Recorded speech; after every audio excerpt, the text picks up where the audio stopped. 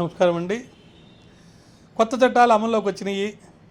ఆ చట్టాలు అమల్లోకి వచ్చిన తర్వాత చాలా కేసులు రిజిస్ట్రేషన్ అయినాయి, ఎఫ్ఐఆర్లుగా వచ్చినాయి, పరిశోధన చేసి సాక్ష్యాలను కూడా సేకరిస్తున్నారు.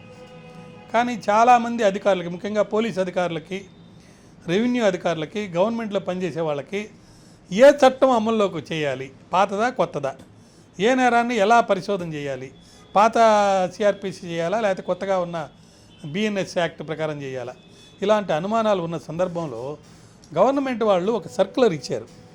అది చట్టబద్ధమా లేకపోతే దాని జ్యుడిషియల్ పవర్లో కోర్టుకు వెళ్ళి తర్వాత కోర్టు ఏం చెప్తుందని కనుక పక్కన పెడితే, ప్రస్తుతానికి మనకు 25/6/2024 నాడు director general of police Telangana state వాళ్ళు ఒక సర్క్యులర్ ఇచ్చారు, ఒక లెటర్ ఇచ్చారు.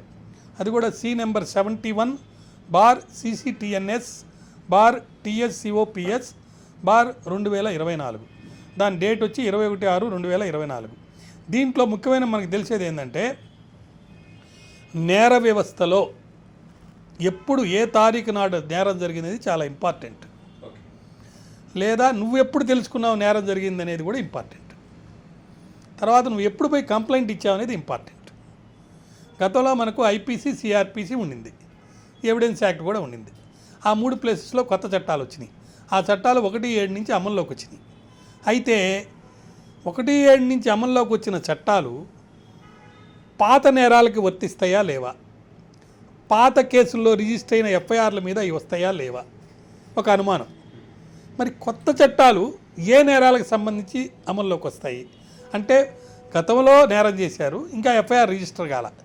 ఇప్పుడు కొత్తగా ఎఫ్ఐఆర్ రిజిస్టర్ చేయాలంటే పాత చట్టం ప్రకారం, నేరం గతంలో జరిగింది కదా 1/7కి ముందల, కొత్త చట్టాల ప్రకారం రిజిస్టర్ చేయాలా, పాత చట్టాల ప్రకారం రిజిస్టర్ చేయాలా అనేది అర్థం కాదు.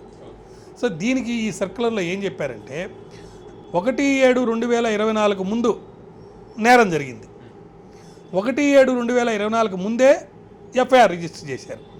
ఈ 2 సందర్భాలు కనుక జరుగుంటే మీరు అన్ని చట్టాలు పాతయ్యే అమలు, కొత్త చట్టాలు అమలు లేదు. 1/7/2024 ముందు జరిగినటువంటి నేరాలు అవి కనుక 1/7/2024 ముందే ఎఫ్ఐఆర్లు రిజిస్టర్ అయితే వాటికి పాత చట్టాలే.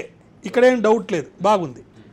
పరిశోధన పాత చట్టాలే, జ్యుడిషియరీలో ట్రయల్ కూడా పాత చట్టాలే, తీర్పులు కూడా పాత చట్టాలే.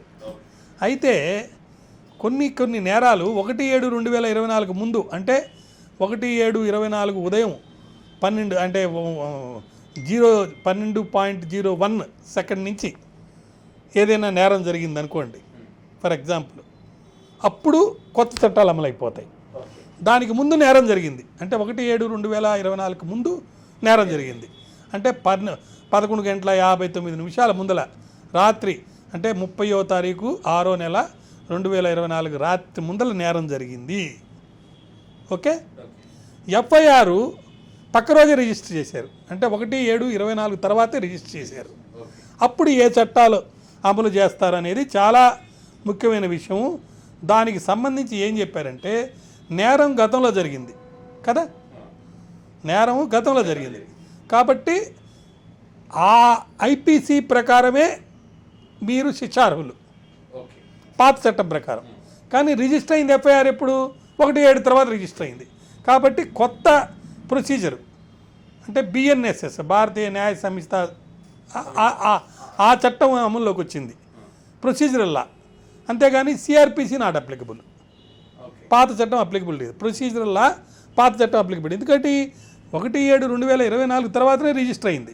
అది కూడా జరిగిన నేరం ముందు అయినా కానీ రిజిస్టర్ అయిన కేసు రిజిస్టర్ అయినది మటుకు పక్క రోజు అయింది.